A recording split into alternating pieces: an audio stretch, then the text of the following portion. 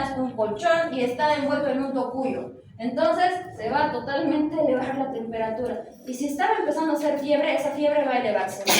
Por lo tanto, son recomendaciones que se dan. Pacientes menores de 6 años son peligrosamente manejados muchas veces. Tenemos ahora sí la parte que nos gusta. Ya hemos hablado de signos vitales, vamos a hablar de cabeza. ¿Alguna cosa que tiene esa parte? Todavía no estamos en cabeza, de signos vitales. ¿Sí? En cráneo, ¿qué tenemos que ver? La forma, el tamaño, las fontanelas, las suturas. ¿Qué tenemos acá? La cabeza, cuando ustedes vean a un bebé nacer, se tiene que fijar primero si es que hay un cabalgamiento de lo que son todos los huesos, ¿verdad? A veces cuando sale un parto, el cual va a ser completamente distóxico, es decir, que le han metido cristeler, le han sacado de un lado, le han sacado del otro y al final ha salido, sale con un sobrecabalgamiento de lo que son los huesos. Es decir, un hueso encima de otro y están con un chinchón aquí atrás. A ver, han debido ver o hablar o han debido en algún momento fijarse. Esos pacientes usualmente tienen que irse estableciendo el cráneo como tal en el transcurso de los días. Es decir, los huesitos se van a ir distanciando y se van a poner al mismo lado. Cosa de que no se vaya complicando. Pero ya desde ahí ustedes pueden identificar alguna abnormalidad desde un recién nacido. Hay algunos que nacen con una cabeza chiquitita. A eso se van a llamar microcefálicos. Si es que nacen con una cabeza extremadamente grande y lo palpan y no sienten huesitos y está más bien gelatinosito, a eso se va a llamar hidrocefalia. Y también puede ser macrocefalia por el contenido líquido. Aparte de eso, tenemos que ver la circunferencia cefálica. Y para eso nosotros tenemos que saber cómo se mide el perímetro cefálico. Ustedes agarran una cinta, colocan encima de lo que son los arcos superciliares, le dan la vueltita a nivel de lo que es el occipucio y ese es el valor del perímetro cefálico. Esta medición, ¿qué va a reflejar? El crecimiento cerebral. A medida de que van pasando los meses, se tiene que seguir controlando el tamaño de la cabecita. Porque si no se controla, no se sabe cómo está yendo el cerebro en cuanto a proporción. Por lo tanto, puede ser que se esté quedando pequeña y puede ser desencadenado por algún factor, virus, parásitos, alguna enfermedad vertical, alguna normalidad congénita o puede ser incluso por el cierre prematuro de las suturas. Entonces hay que ver por qué razón está empezando a tener una cabecita más pequeña de forma proporcional. Por lo tanto, el perímetro cefálico se debe controlar obligatoriamente hasta los 2 años de edad. De los 2 a 5 años se puede hacer de forma bimensual, pero se complementa hasta los 5 años. Y hasta los 10 años es donde termina de formarse el tamaño de la cabecita. Por lo tanto, hasta los 10 años nosotros tenemos que ver de forma, después de los 5 años, anual, ya para ver un tamaño establecido, que probablemente sea similar al del padre o al de la madre. ¿Ya? ¿Qué más? Tenemos que ver si es que hay alguna alteración, pero para eso nosotros tenemos que saber cuánto mide esa cabecita. Aproximadamente en el recién nacido es 1/4 de la longitud del cuerpo. ¿Alguna vez han dibujado con circulitos? Nunca han visto. ¿Algún pintor, algún dibujante les ha dicho? La longitud de una persona son 8 cabecitas, es decir, las 8 cabecitas tienen que ser proporcionales. Eso es en el adulto, pero en los niños van a ser 4 cabecitas, y eso habla de los recién nacidos. Son 4 cabecitas que van a ser en total. Por lo tanto, 1/4 del cuerpo va a ser solamente la cabeza. También tenemos que 1/3 va a corresponder a todo el peso. Si pesa 3 kilos, entonces 1 kilo será solamente la cabeza. Después en el adulto, como ya les he dicho, 1/8 en cuanto a proporciones de cabecitas y 1/10 de acuerdo a lo que es el peso. Y esto varía en individuos obesos. Ahora, ¿qué más tenemos que saber? Aquí, ¿qué tenemos? ¿Qué son estas? Fontanelas. Fontanela anterior y aquí atrás tenemos una fontanela posterior. Estas dos siempre están presentes en los recién nacidos. Estas dos tienen una distancia específica, 4 centímetros o a veces son 6 centímetros por 4 centímetros. Cuando es más cantidad, es decir, es más grande, son 10 por 12, significa que hay algún problema. Puede ser que sea prematuro, y si no es prematuro, mucho ojo ahí, puede tratarse de un hipotiroidismo congénito. Aparte de eso, tenemos que ver también en la parte posterior, que usualmente es 1 a 2 centímetros, 1 por 1, 1 por 2, 2 por 1 y así. En la parte posterior, que esta se va a cerrar hasta los 2 meses de edad.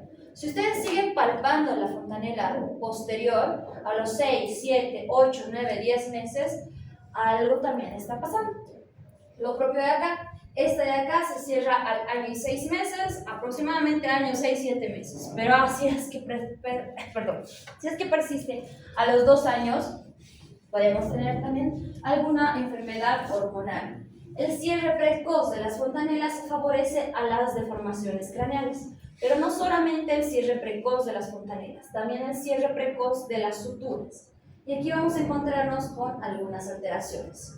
La que está en este lado significa que la sutura sagital se ha cerrado y también una parte de la fontanela anterior. Por lo tanto, va a generar una escafocefalia, como si fuera una cabeza de un huevito. Pero aquí no hay sobrecabalgamiento de lo que son los huesos, simplemente se han unido las dos suturas. Es decir, lo que antes era cartílago y tenía un espacio, se ha pegado y ya se está empezando a osificar. A eso se llama escafocefalia. Lo propio pasa en la plagiocefalia anterior, solamente una parte de la sutura coronal se está cerrando. Por lo tanto, esta partecita lo eleva y genera de esta forma un huevo aplanado hacia un lado y abombado hacia el otro. Y esta es porque tiene una plagiocefalia anterior. Luego tenemos en la parte de las suturas, pero en ambos lados, en este caso va a ser posterior. Esto se denomina braquicefalia posterior. ¿En qué casos es más frecuente? Cuando las madres los dejan a los bebés por largos periodos echados en sus cunas, se sientan entonces la cabecita y se siente aplanada, es decir, se empieza a quedar solita y se empieza a aplanar.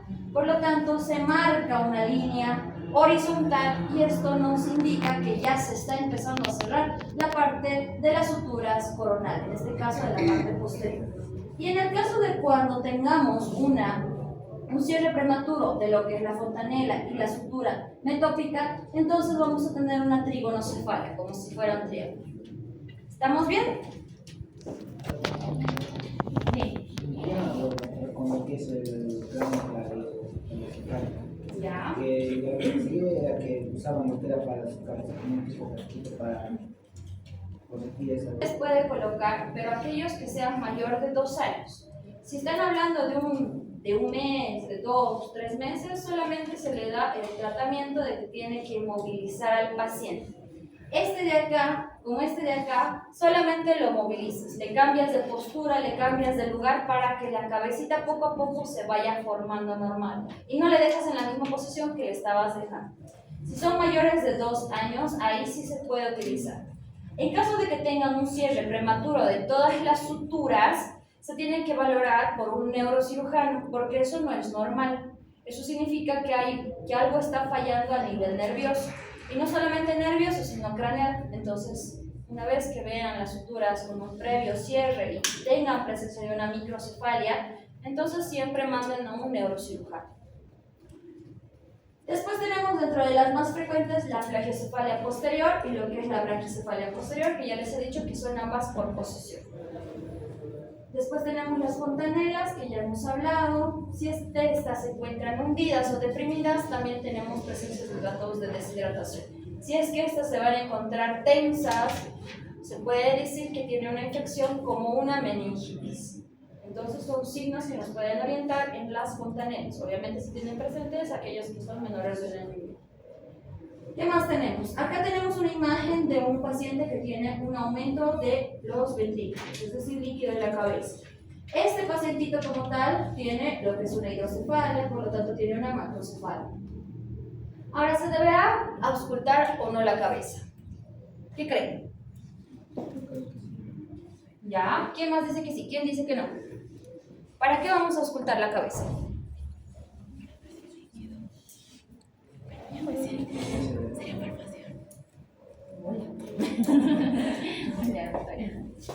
¿Para qué vamos a auscultar la cabeza? En presencia de líquido. El líquido no se ausculta, el líquido se percuta.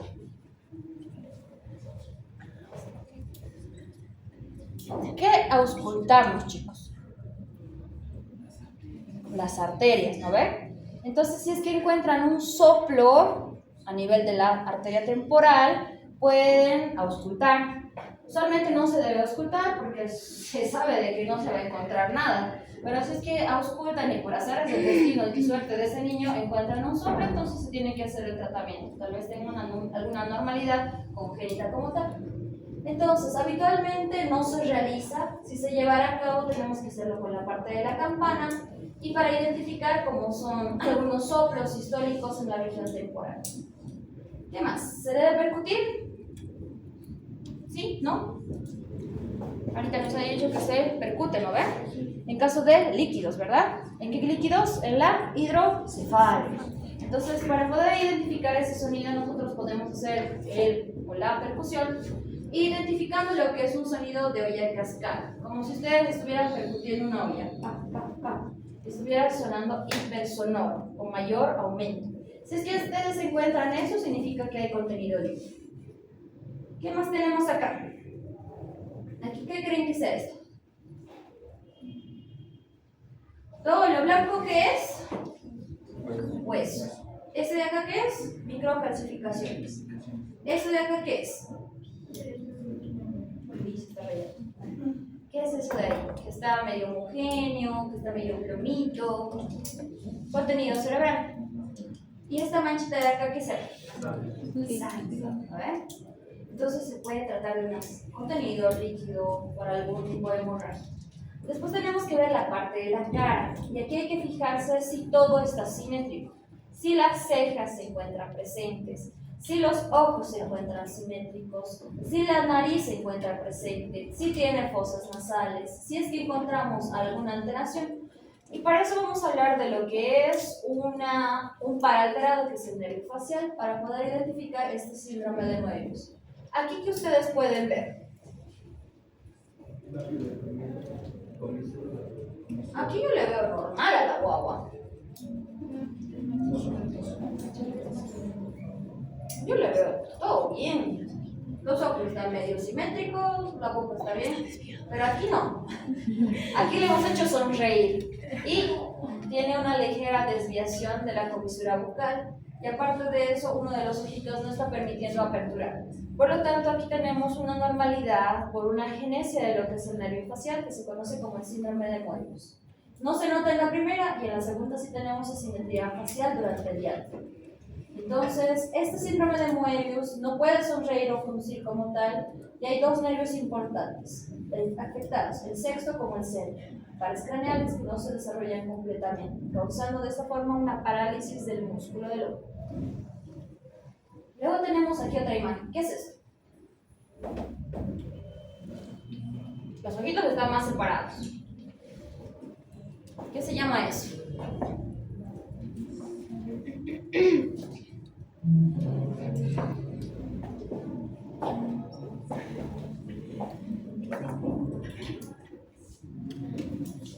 ¿Qué se llama eso? Ya les pregunté, respóndeme, ¿qué se llama esa imagen? Esto se denomina como hipertelorismo.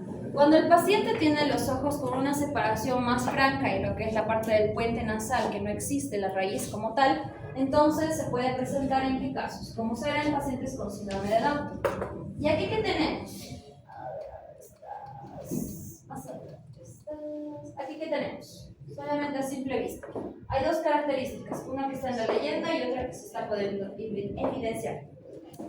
Todos se ven a sus caras, mírense uno contra otros. ¿Qué tienen aquí? En la parte de lo que es la parte central del ojo. Tienen un lagrimal, ¿lo ven? ¿Qué no tiene ese niño? No tiene lagrimal.